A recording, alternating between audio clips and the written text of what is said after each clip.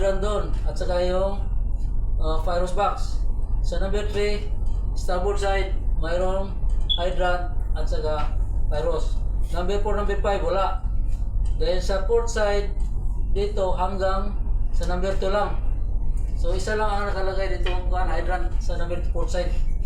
So may hydrant doon, mayroong Pyros din doon. Sa gitna lang. So number 4, number 5, wala. So plano ako, kung mayroon tayong hydrant na extra para hydrant, mayroon tayong wala. Hydrant meron dyan yan, may isa dyan Okay, so ilagay natin yan dito sa accommodation side banda kay kulang. Kailangan mayroon tayo dito hydrant ID dito.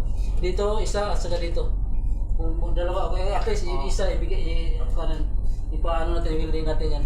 Pwede na itanim na natin, butasan natin yung kuwan eh. Pag nilang tayo nga sir, kailangan magbago rin natin sa kuwan. Walang problema, mga extra ang kuwan, hindi na lang natin i-ano. Wala namang problema, mga extra ang hydrant ko eh. Pwede naman tayo makulong dyan eh.